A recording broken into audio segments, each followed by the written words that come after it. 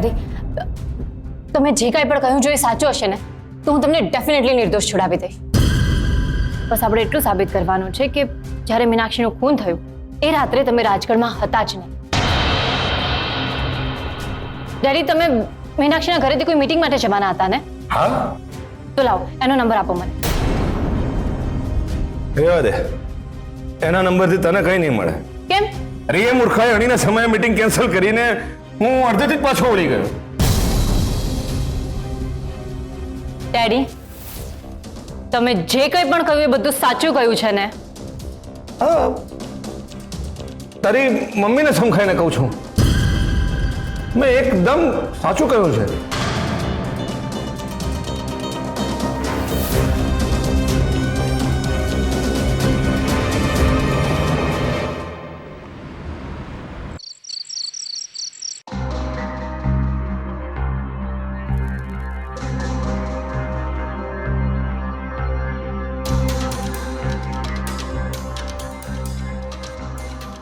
પ્રમાણિક, કર્તવ્યનિષ્ઠ અને બાહોશ police inspector કેસર હર્ષવર્ધનસિંહને અમારા તરફથી વિશેષ સહાનુભૂતિ. અમારા તરફથી પણ તમને સિમ્પથી. કેમ અચાનક આજે આમ સહાનુભૂતિ, એ પણ મેણા ટોણાના સુરમાં? ડિયર દેરાણી, તમારા ડિયર ડેડીએ તમારું નામ બદનામ કર્યું ને મીનાક્ષીનું ખૂન કરીને.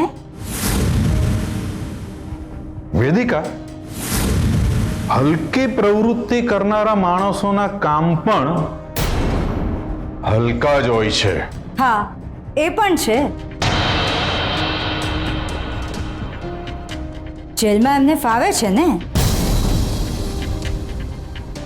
આ ઊંઘ નહીં આવતી હોય, મચ્છર કરડતા હશે ને. પણ એમને તો એની આદત હશે જ ને. હવે ના હોય તો આદત તો પાડવી જ પડશે ને, કારણ કે એમણે તો હવે જેલમાં જ રહેવાનું છે આજીવન. તમારા ગુરુજી કહે છે ને કે પોતાના કર્મોનું ફળ પોતે અહીંયા જ ભોગવવું પડે છે. વિક્રમસિંહના કર્મો તો બહુ જ ખરાબ હતા. ગુસ્સો આવે છે. શું કરી શકવાની હતી તું? કંઈ જ નહીં, કારણ કે તને પણ ખબર છે કે તારા ડેડી કેવા છે. પેલા નીતિન પર હુમલો થયો એ વખતે અમારી ધરપકડ કરી હતી, ત્યારે તમે અમને શું કહ્યું હતું યાદ છે? હું ફક્ત મારી ડ્યુટી બજાવી રહી છું. વાહ,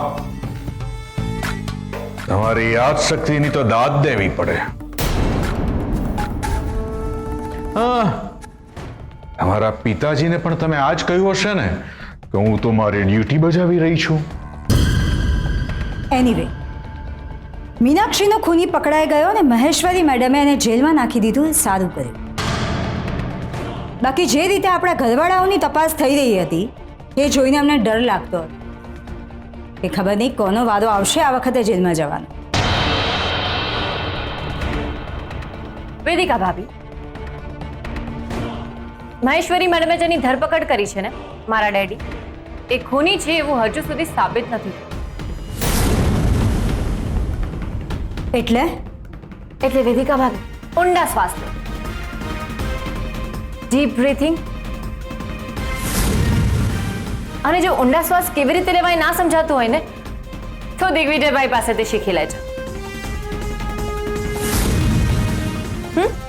તો ઊંડા શ્વાસ લો અને શાંત ચિત્તે વિચારો કે મારા ડેડી કેમ ખૂની ના હોઈ શકે.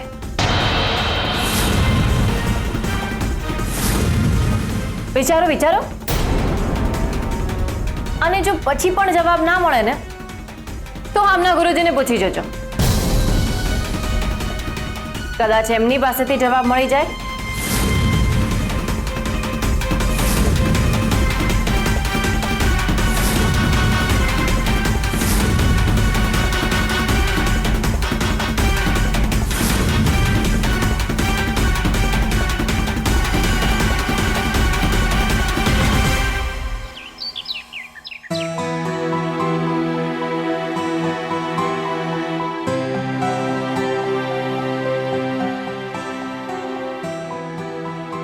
અર્જુનભાઈ સવાર સવારમાં ક્યાં ચાલ્યા?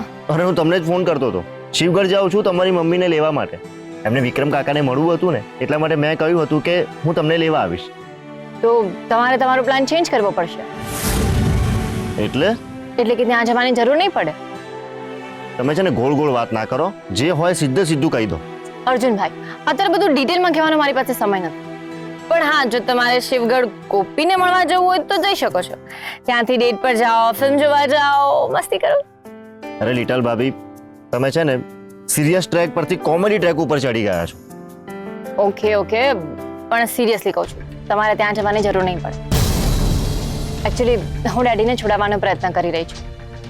ડેડી નિર્દોષ છે એ તો મને ખબર છે, બસ સાબિત કરવાનું છે. એક વખત સાબિત થઈ ગયું ને તો હું આજે જ એમને ઘરે મૂકી આપીશ. વાહ, all the best. Thank you.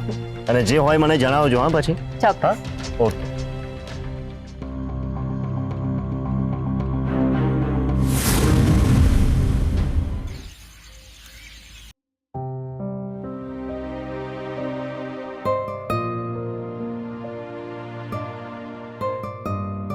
કેસર ભાભી, અરે નીતિનભાઈ, તમે અહીંયા?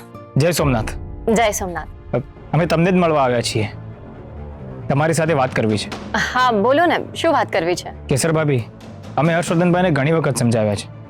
અમને ખબર છે કે તમારા ઘરે પ્રોબ્લેમ છે, પણ ઇલેક્શનના દિવસો પણ નજીક આવતા જાય છે અને હર્ષવર્ધનભાઈ મીટિંગ કેન્સલ કરી રહ્યા છે. અત્યારે જ એમને એક મોટી સભામાં આવવા માટે પણ ના પાડી દીધી. અને બીજી બાજુ તમારા જ ઘરના વેદિકા ભાભી રોજ રોજ સભા ભરે છે અને જોરશોરથી પ્રચાર કરે છે. જાણું છું. ભાભી, લોકો અંદરો અંદર વાતો કરે છે કે એમના ઘરે પ્રોબ્લેમ છે તો પણ વેદિકા ભાભી ઇલેક્શનનું કામ કરે છે, તો પછી હર્ષવર્ધનભાઈ કેમ નથી કરતા? સ્વાભાવિક છે, લોકો તો આવી વાતો કરશે જ. જો ભાભી, તમે કોઈ ગેરસમજણ ના કરતા, પણ આ વખતની ચૂંટણી અમારા માટે ખૂબ જ મહત્વની છે. વર્ષોથી જે અન્યાય અમારી સાથે થતો હતો એ અમે ક્યાંક ને ક્યાંક સ્વીકારી લીધો હતો અને જે થતું હતું એ થવા દેતા હતા. પણ હર્ષવર્ધનભાઈએ અમારા અંદર એક નવી આશા જગાડી છે અને આજે એમના જ પ્રયત્નોથી અમે બધા એક થયા છીએ અને નક્કી કર્યું છે કે અત્યારે નહીં તો પછી ક્યારે નહીં. અને જો આ તક અમે ચૂકી જઈશું ને તો પછી જિંદગીમાં ક્યારેય ઊભા નહીં થઈ શકીએ. ફરી જ્યાં હતા ત્યાં જ.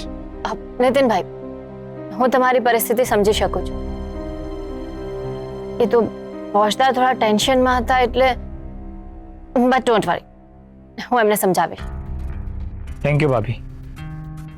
જો અમારાથી કંઈક વધારે બોલાઈ ગયું હોય તો માફ કરજો. અરે ના ના, એવું કાંઈ જ નથી. અને તમે ચિંતા ના કરતા, હું એમની સાથે ચોક્કસ વાત કરી. ઠીક છે. જય સોમનાથ. જય સોમનાથ.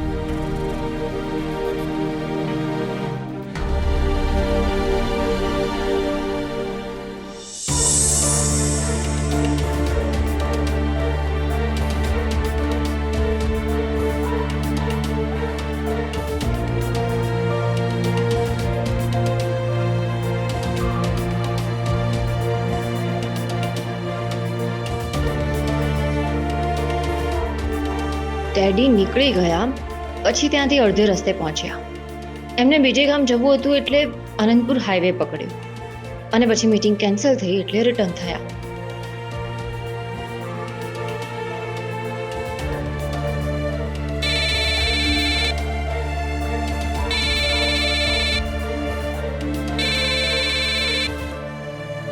હલો. હા મમ્મી, હા રિપેર થઈ ગયો. સોરી, હું તને કહેવાનું ભૂલી ગઈ. એકચ્યુઅલી એટલી બધી કામમાં હતી ને કે કહેવાનું જ રહી ગયું. અરે મમ્મી, મેં અર્જુનભાઈને એટલા માટે ના પાડી બિકોઝ હું જ ડેડીને લઈને ઘરે આવી જઈશ. અરે મમ્મી, તને એવું લાગે છે કે મારા ડેડી છે એટલે હું એમને ગેરકાયદેસર રીતે છોડાવીશ? ના, હું એમને નક્કર પુરાવાઓ સાથે છોડાવીશ. તો ચિંતા ના કરીશ. મને એમની વાતો ઉપરથી વિશ્વાસ થઈ ગયો છે કે ડેડી આ ખૂન નથી કર્યું. બાકી જો મને જરા પણ શંકા હોત ને તો હું તને આટલા વિશ્વાસથી કહેતો જ નહીં. ડોન્ટ વરી મમ્મી, હું ડેડીને છોડાવી લઈશ. મમ્મી, હું તને પછી ફોન કરું, મને અત્યારે થોડું કામ છે. ઓકે, જય સોમનાથ.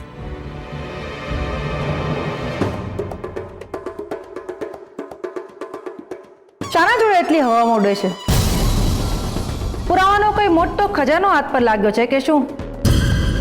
શું કામ ખોટા દિલાસા આપી રહી છે તારી મમ્મીને? મેડમ, એ તો તમને એવું લાગે છે, બાકી મા માટે દીકરીની વાત એ ખોટા દિલાસા નથી હોતી.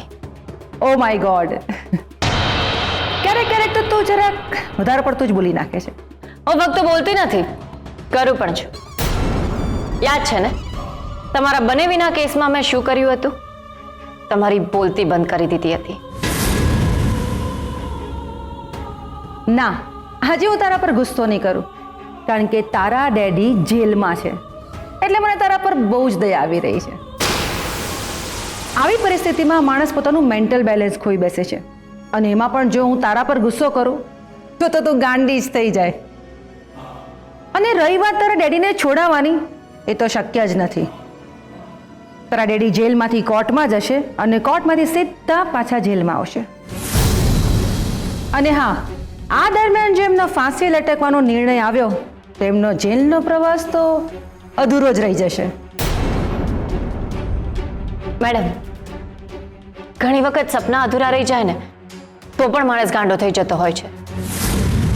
ધાર્યું ના થાય ને તો ફ્રસ્ટ્રેટ થઈ જતો હોય છે. અને તમારી સાથે તો આવું થઈ જ શકે છે.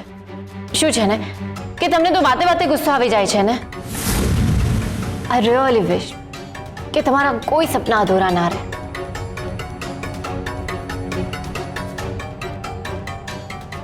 એ ક્યાં જાય છે? અરે, બાઇક ચોરીના કેસની તપાસ કરવા.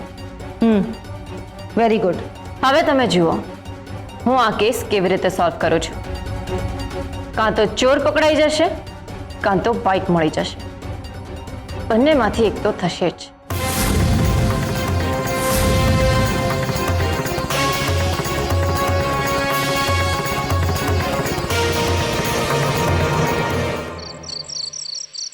અને પછી પડી ગયો.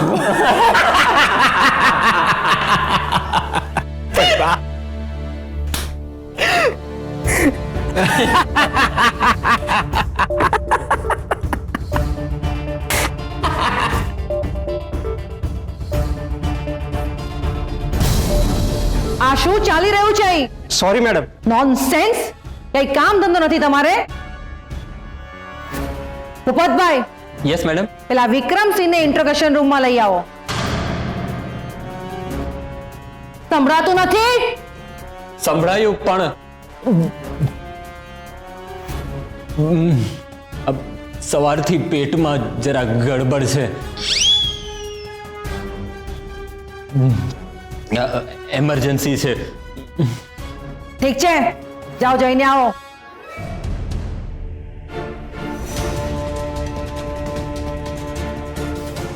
નોનસેન્સ.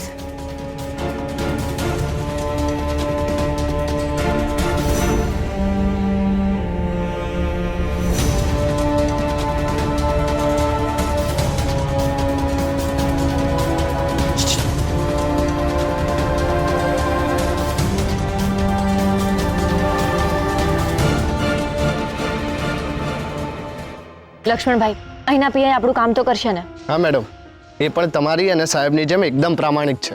ગુડ. હા ભૂપતભાઈ. કેસર મેડમ, મેડમે તમારા ફાધરને ઇન્ટ્રોગેશન રૂમમાં લઈ જવાનું કીધું છે. જલ્દી કરો. હા, હું હમણાં જ આવું છું. લક્ષ્મણભાઈ, આપણને જે વાતનો ડર હતો એ જ થઈ રહ્યું છે. મેડમ એક કામ કરો, તમે નીકળો. તમે પહોંચશો એ પહેલાં તમને ઇમેજ મળી જશે.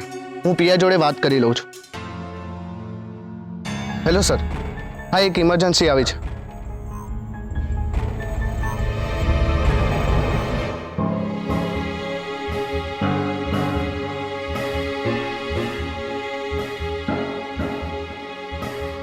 ભૂપતભાઈ, હવે કેવું છે? ઘરે જવું છે? Madam, loose motion. તો આવી હાલતમાં તારે એમને ઘરે મોકલવા છે? ગોળી આપી દે એમને. દવા મેડમ, એકચ્યુઅલી કઈ દવા આપવાની મને ખબર જ નથી.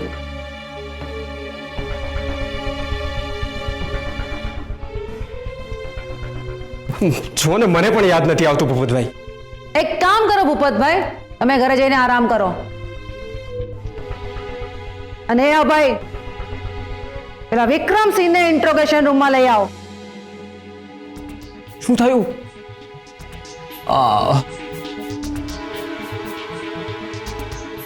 હવે મને સારું છે.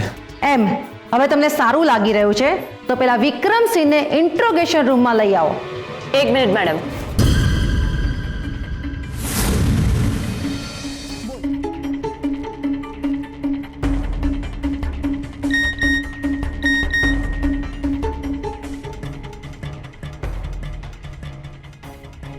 સલામ છે બધા જ પોલીસ ઓફિસર્સને જે પ્રામાણિકતાથી પોતાની ડ્યુટી કરે છે.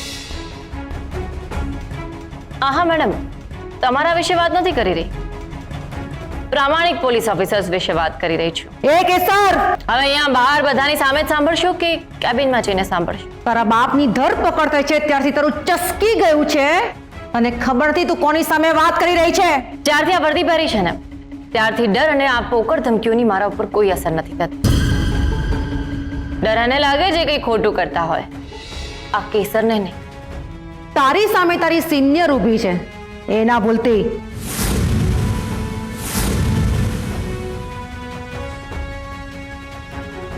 તમને લોકોને કઈ કામ ધંધો છે કે નહીં?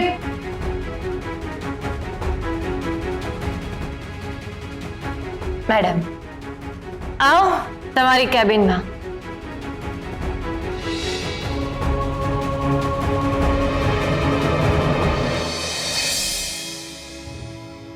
બોલ.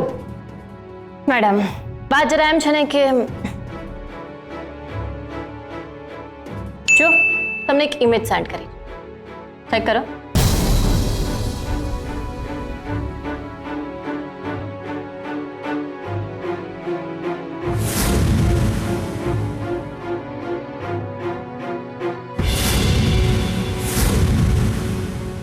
મારા ડેડી રાજગઢથી નીકળીને મીટિંગ માટે જઈ રહ્યા હતા ત્યારનો અનંતપુર હાઈવે પરના ટોલ નાકા પરની આ સીસીટીવી ફૂટેજની ઇમેજ છે. વિડીયો પણ થોડી વારમાં આવી જ રહ્યો છે, તમને એ પણ મોકલી આપીશ. અને જરા ધ્યાનથી જુઓ ઇમેજને. ટાઈમ 11:05 છે. હવે મને એ કહો કે મીનાક્ષીની પોસ્ટમોર્ટમ રિપોર્ટમાં મીનાક્ષીનું મર્ડર કેટલા વાગ્યાની આસપાસ થયું હતું?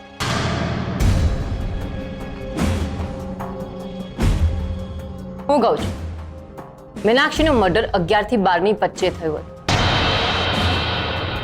અને એ સમય 11:05 તો મારા ડેડી અનંતપુર હાઈવે ઉપર હતા. એટલે આપણે માની લઈએ કે આ ખૂન મારા ડેડીએ કર્યું હશે તો એ અનંતપુર હાઈવે ઉપરથી બુલેટ ટ્રેનની સ્પીડે નીકળ્યા, 12 વાગ્યા સુધીમાં મીનાક્ષીના ઘરે પહોંચ્યા અને એનું મર્ડર કરી નાખ્યું હશે. પણ આ તો પોસિબલ જ નથી ને મેડમ. તમે ભ્રષ્ટ છો પણ ભોળા નથી, એ વાત તો સારી રીતે જાણો.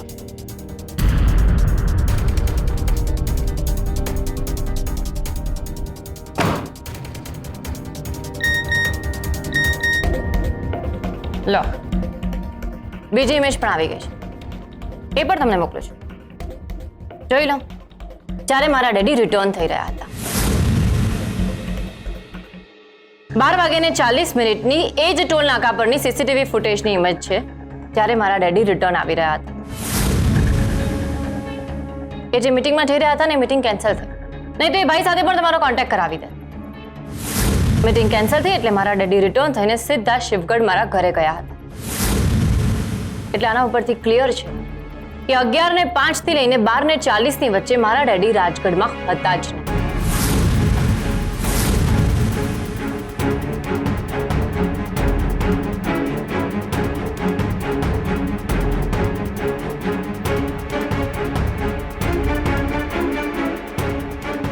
પણ ક્રાઇમ સ્પોટ ઉપરથી એમનું કડું મળ્યું હતું અને મર્ડર વેપન પર એમના ફિંગરપ્રિન્ટ્સ. તો એનું શું? મેડમ, કોઈના પાલતુ ના બને પણ કાયદાના વફાદાર બને. એ કેસર, પોતાની વસ્તુ કોઈના ઘરે ભૂલી જવી એ કાયદાકીય રીતે ગુનો નથી. મીનાક્ષીનું મર્ડર થયું એ પહેલા મારા ડેડી મીનાક્ષીને મળવા ગયા હતા, લગભગ 9 થી 10:15 ની વચ્ચે. ત્યાં એ બેઠા મીનાક્ષી સાથે વાત કરી, ફ્રૂટ કાપીને ખાધું એટલે એ છરા ઉપર એમના ફિંગરપ્રિન્ટ્સ હતા અને એમને કડું કાઢીને ટેબલ ઉપર મૂક્યું હતું અને નીકળતી વેરી એ કડું લેવાનું ભૂલી ગયા. તો હવે મને એમ કહો કે મર્ડર વેપન ઉપર ફક્ત મારા ડેડીના જ ફિંગરપ્રિન્ટ્સ મળ્યા છે? ના, હું વિચારશો નહીં મેડમ, કારણ કે એની ઉપર ફક્ત મારા ડેડીના નહીં પણ મીનાક્ષીના પણ ફિંગરપ્રિન્ટ્સ મળ્યા છે અને એક અનનોન પર્સનના પણ ફિંગરપ્રિન્ટ્સ મળ્યા છે. તમને શું લાગ્યું કે તમે મને મીનાક્ષી કેસથી દૂર રહેવાનું કહેશો અને હું દૂર રહીશ, માની જઈશ એમ? જ્યાં મારા પોતાના જ લોકોને ફસાવવાનો પ્રયત્ન કરવામાં આવતો હોય ત્યાં હું એ કેસથી દૂર રહું, એ કેવી રીતે શક્ય છે? આ તો અન્યાય કહેવાય ને મેડમ. તમે મને ના બતાવી પણ મેં મીનાક્ષીની પીએમ રિપોર્ટ વાંચી લીધી હતી અને મર્ડર વેપન ઉપર 3 જણના ફિંગરપ્રિન્ટ્સ હતા, એ પણ મેં વાંચી લીધું હતું. કેસર હું તને ડિસમિસ કરી દઈશ, ઘરે બેસાડી દઈશ, હું તારી સિનિયર છું. ઓ ગોડ મેડમ, ક્યારેક તો કંઈક નવું બોલો. ક્યાં સુધી આ એકની એક જ વાત બોલ્યા કરશો? અને તમે મારા સિનિયર છો એ વાતનું ભાન મારા કરતાં વધારે તમને હોવું જોઈએ. કોઈકને ફસાવવા માટે પોતાનો પ્લાન કેટલો સ્ટ્રોંગ હોવો જોઈએ એ હવે મારે તમને શીખવાડવાનું. એક મર્ડર કેસનું આવી રીતે ઇન્વેસ્ટિગેશન કરશો, ઇન્વેસ્ટિગેટિંગ ઓફિસર? તને તો હું